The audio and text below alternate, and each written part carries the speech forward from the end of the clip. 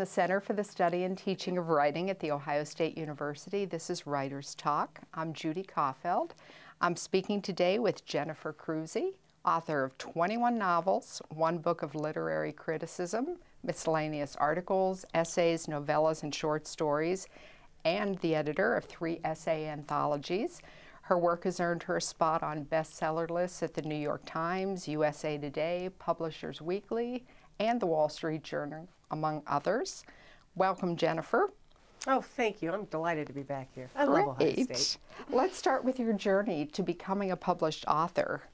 You taught art while you were earning your master's degree.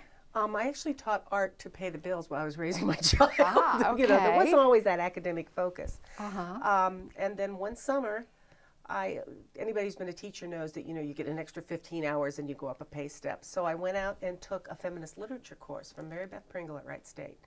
And there was just a whole world there I'd never seen before. And that's when I started my master's there, and then I came here for my PhD. And along the way, I had been researching romance. I wanted to know the impact of gender on how people structure stories, because structure was fascinating to me. And I could see very clearly that men and women instinctively structured stories differently, but then in order to be published, women would come back to this very male structure. So I was very enthused about that, and began to read romance novels because they were so intrinsically female. And I read 100 in 1 month. In 1 month? Well, I was diagramming them. I was an Oh academic because I gosh. didn't read romances for pleasure because I was an Yes. intellectual. I was too good for that. Uh-huh. But 100 of them in 1 month, you read that basic story of a woman who's in trouble and she struggles and she wins. And it was like an antidote to Madame Bovary and Anna Karenina and God help that poor woman with the scarlet letter. Yes. You read all these romances and suddenly you thought, it's okay being a woman because women can do anything. Look, I've read this story 100 times. And I switched my dissertation to that, and that's when I started to read them and write them. I think I lied to myself and said, well, I'm not really writing romance because I don't do that, but I'm writing them so I will meet editors or whatever. I had this whole fantasy constructed, and instead I sold one and really started to love the writing. And then I was walking down the hall in the English department at Ohio State one day, and Lee K. Abbott stopped me. And if you've ever met Lee, he's terrifying. Looks like the Marlboro Man. And he said, "You're published." And I, tried to duck into an office because it was like, "I'm sorry, I didn't." And I said, "Yes, I'm published, but it's with Harlequin." And he said, "I don't care if you're published, you should be in the MFA program." And I was really timid about it because I thought everybody would make fun of me writing romance. So I audited his first course, and it was the most amazing educational experience of my life, still to this day. That man knows fiction in his bones. And he just opened up an entire world for me. It's exactly what education is supposed to be. When this guy stands up there and starts to take these stories apart, and all of a sudden you could just see the structure so beautifully. And he'd say things and just worlds would open up. And I said, I'm yours, whatever. I will take every course anything you do, I want to be there for.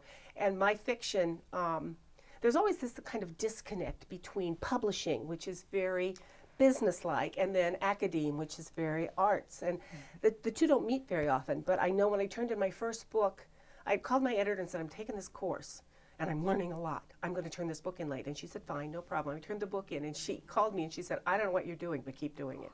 So she saw So when a publishing market sees it, improvement. it was like the perfect storm. Everything came together.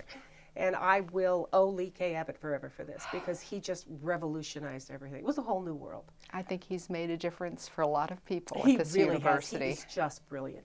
And of course, because of him, I never finished the PhD, so that's his fault. I'd say we blame him completely for that. But I did get the MFA, so.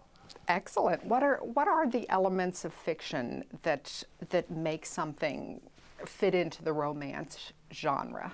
It's really very, very broad. Basically, what you need is a story that is centered on relationships, on love stories, that has an optimistic ending. It doesn't have to be perfect happiness, but it does have to reinforce the idea that the world is emotionally just. That if you take that risk, if you go out there, if you offer love, you will not end up staring at, alone at cracked concrete while a cockroach scuttles across the floor. That, there are good things will come. It may not be a perfect life. You may have terrible losses and suffering along the way, but there is hope at the end. And I think that's where people get confused. They think, well, if it's a romance, you've got to slap that, at the end there's an epilogue and there are 3 little children running around, but you know, just the idea that they have hope for the future and that they were rewarded for the emotional risks they took. So that makes it fairly broad, It's and very within broad. that there are the subgenres. It can be historical or your Romance adventure is like and tofu mystery. in a lot of ways. Whatever you put with it, it absorbs. So that, you know, you can do romantic suspense, you can do romantic comedy, you can do romantic paranormal, as long as the relationship is at the center of it. It's wide open to everything. And your women that you write are so easy for me to identify with. Oh, good. That's the plan. You know, they're contemporary, they're strong, they have resources, they're very... Did you have preconceived notions before you started reading Well, I did. One thing, I romance? went to the used bookstore and I said, I need 100 romance novels. And the woman looked at me very patiently and said, well, what kind do you like? And I said, you know, like 100 romance novels. I thought they were Like all they the were same. all And one thing. yes, you know, they've all got the covers and the, you know, or they were Harlequins and they were going to be cheesy. I had no idea of the breadth of the genre. So I ended up with a real span. I pretty much went through and found the cheapest ones there were there because I was a grad student on a budget. But you got a real span, started looking at this and thought, you know, the spine through all of this is these are women who are in real trouble and they struggle and they win. And that I just was not finding in fine literature. I was a 19th century scholar. You know, if you were a woman and you struggled, you died. So finding all these, and some of these women were not particularly admirable. Some of them were ditzy. Some of them were dumb as rocks. I mean, it's not like I fell in love with all these stories, but they were like affirmations. If you read them every day, you thought women would win. And that was just such a reversal in the way the world was thinking. This was the early 90s, which was better than, you know, when I was doing my master's in the 80s, things were really terrible. We were fighting to get women's fiction in the Norton Anthology. And then they gave us our own anthology. You know, they gave us this little ghetto over here, the Norton's Anthology. It's no balance, the real one.